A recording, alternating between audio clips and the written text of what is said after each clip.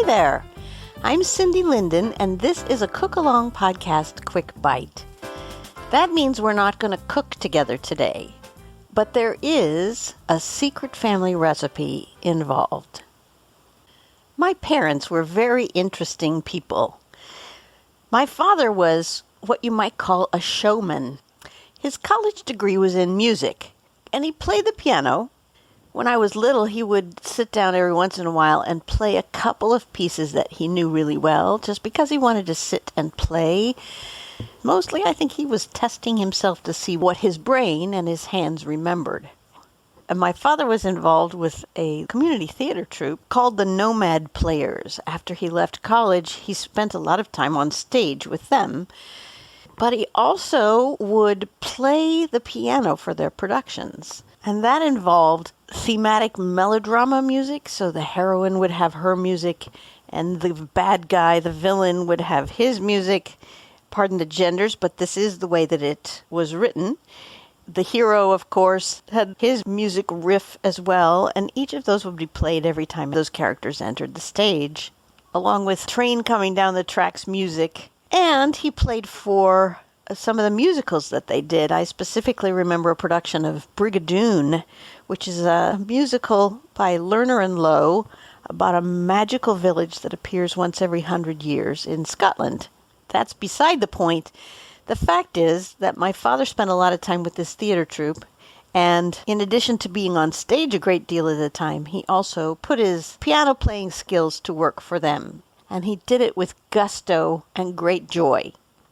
My mother is also a theater person, so both my folks were stage people. My mother was also a dancer. She grew up being on stage doing tap dancing from the time she was 3 to the time she was 17 or 18.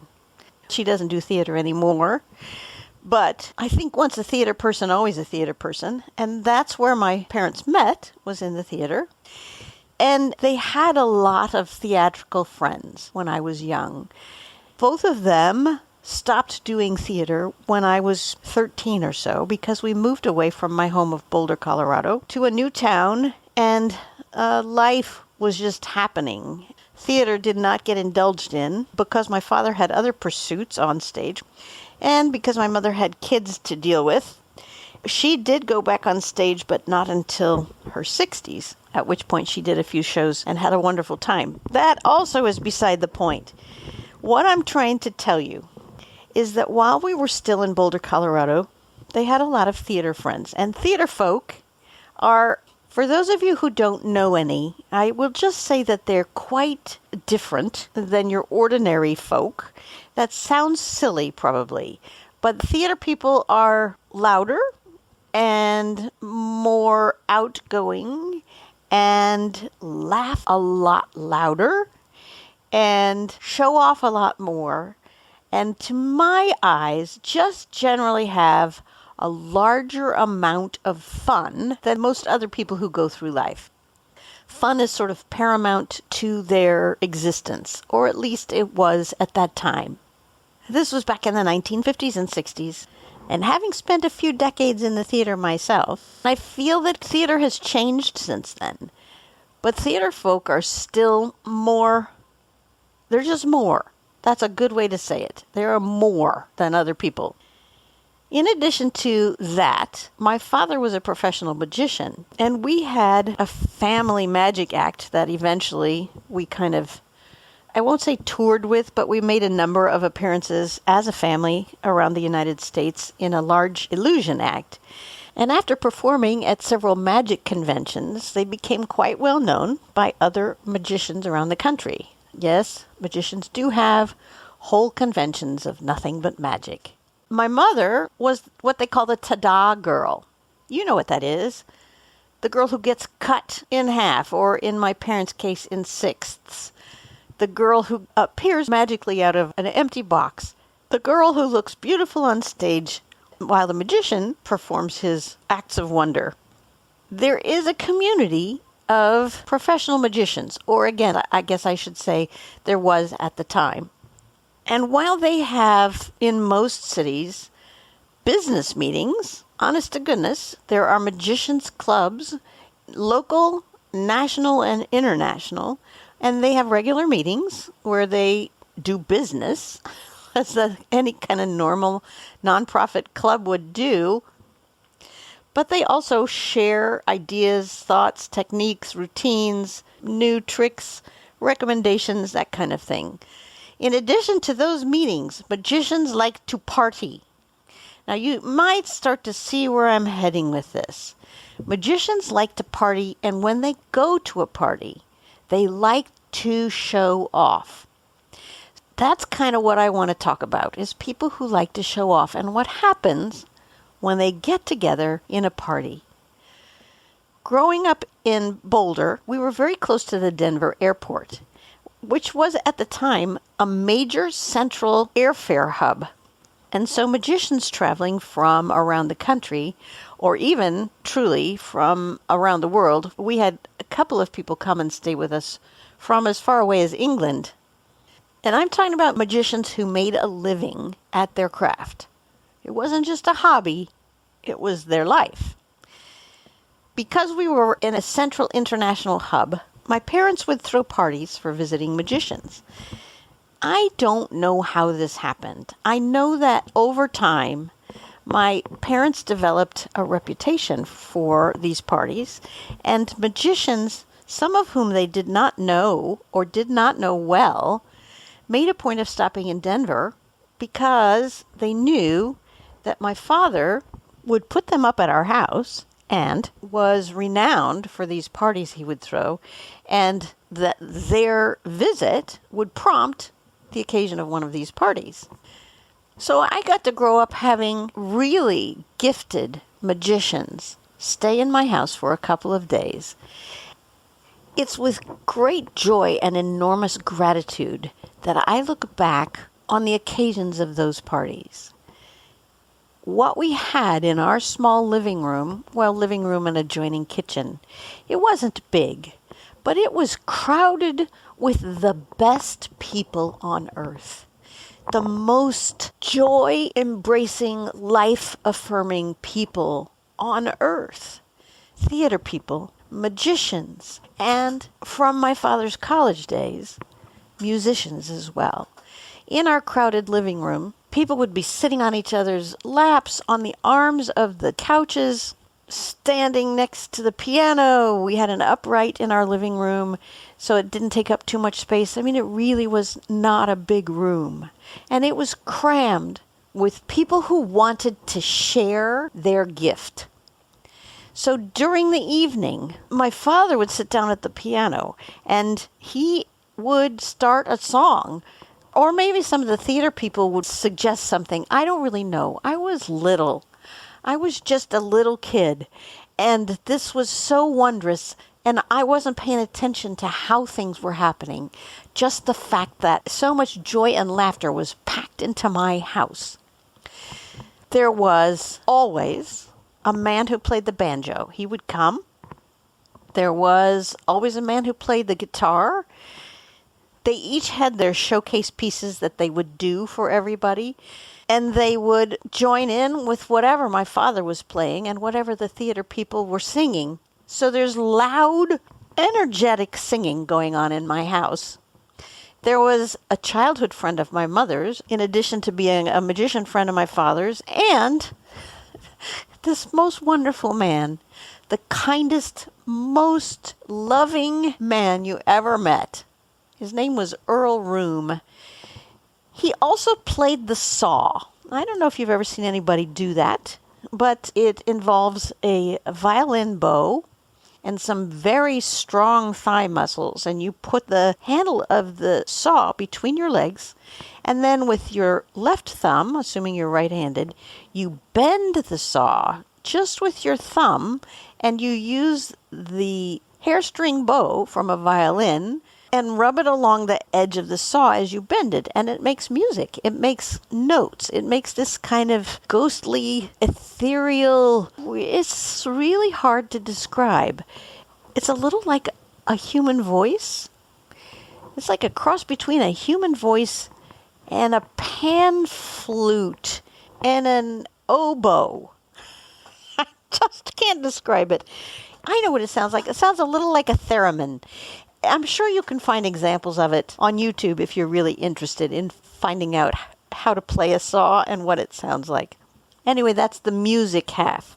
Those actors in the room would not only sing, but they would tell stories. And sometimes they were jokes, and sometimes they were just the stories that theater people have of generally things that went wrong when they were on stage.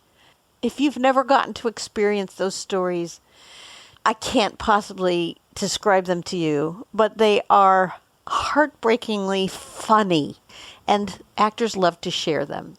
And then there were the magicians in the room, and every one of them had that urge to show off.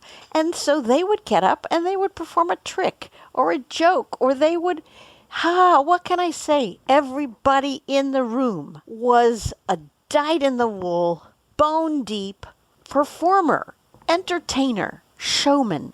They loved what they did, and they wanted to share it, especially in the company of people like them. I got to stay up for some parts of those parties. Of course, I got sent to bed at whatever time 6 to 12-year-olds go to bed. But it's not like I was going to go to sleep. There was no way you could sleep through the kind of noise going on in the house. So, of course, it made it hard for me to be in bed and not part of the action. And I remember there was one night when I either refused to go to bed or simply begged until my mother couldn't stand it anymore. And I remember her saying to me, "You want to stay up? You really want to stay up?" And I said, "Yes, I do." This is hard for me even now. And so she put me in a chair in the corner of the room, facing the corner. It hurts to this day. It was a punishment quite explicitly tailored to the crime. And so I remember it very clearly. But obviously, if you put yourself in my shoes, you can imagine my chagrin, my humiliation, my embarrassment, my wish to be anywhere but in that room at that moment. I don't know that it lasted very long. Probably it didn't. It is seared into my memory in a way that makes me think it was forever. But I suspect it wasn't more than a couple of minutes in real life. Anyway, never did that again.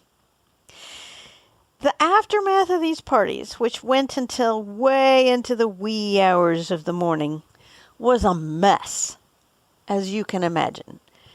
The food had all been in the adjoining kitchen, except for the bowls of nuts and people's individual little plates that got left wherever they got set in the living room. But my folks went to bed having had too much fun and too much to drink and done too much work to make it all be wonderful for everyone. And they didn't clean before they went to bed. My mother put the perishables away, and the rest would just wait until morning. Young children, in the aftermath of a large party, do not sleep as long as their parents do. So very early in the morning, my younger sister and I would hop out of bed and creep in to see what chaos the party hurricane had wrought. And our way of participating in that grown-up activity was to make our own party early in the morning while my parents were still in bed. Of all the goodies that were left, nuts, pretzels, chips, crackers, it was all just sort of sitting around, and we partook with great joy and just the right amount of guilt to make it really delicious. Those parties were so magical, and I would give a lot to be able to share even 10 minutes of those events with you, even if it was just a sound recording, so you could hear what I'm talking about. But there is, of course, no way to do that. What I can share with you is the party treat that was at every one of these parties.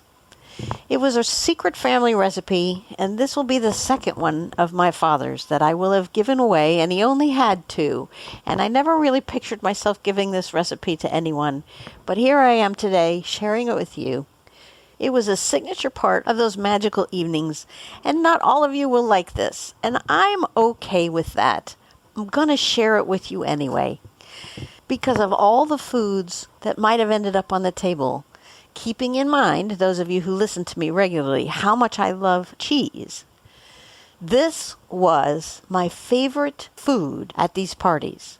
It's my father's clam dip. And if you don't like clams, then this won't be for you. And there's another ingredient that also won't be for you unless you like blue cheese. The two really assertive flavors come together in this dip to make magic. And my folks would serve it in a special party bowl that I acquired many years later because I'm sentimentally attached to it.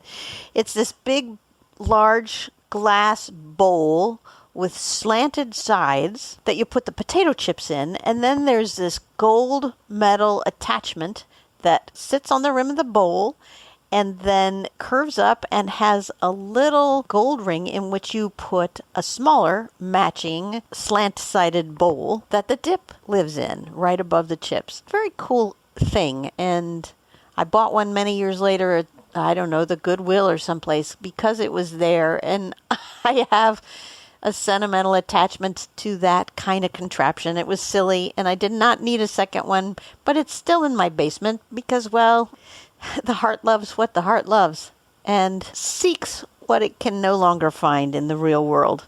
So here, without any further storytelling, is my father's famous clam dip recipe, not to be found anywhere but here, and very easy to make.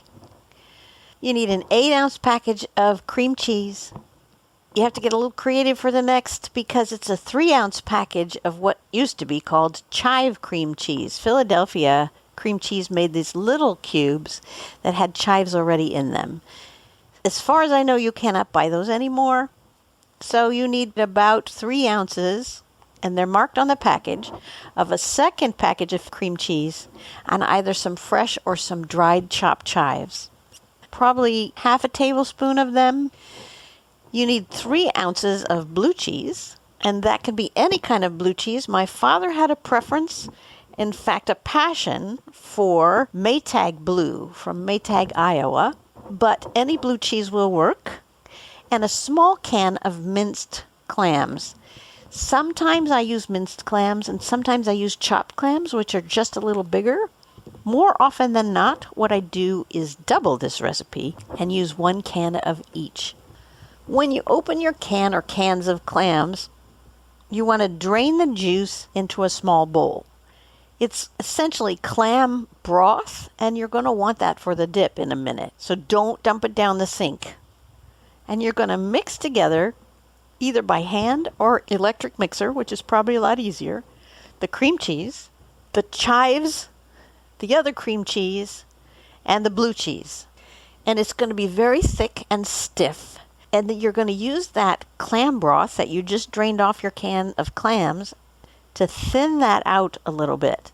So a little at a time, you're going to pour that clam juice in. Chances are awfully good you're going to use all of it. And in fact, it may still be too thick, and at that point you want to add a little cream. And that can mean half and half, or it can mean heavy cream, whatever you have on hand. And then you add the clams, and you mix it up again, and that is the dip.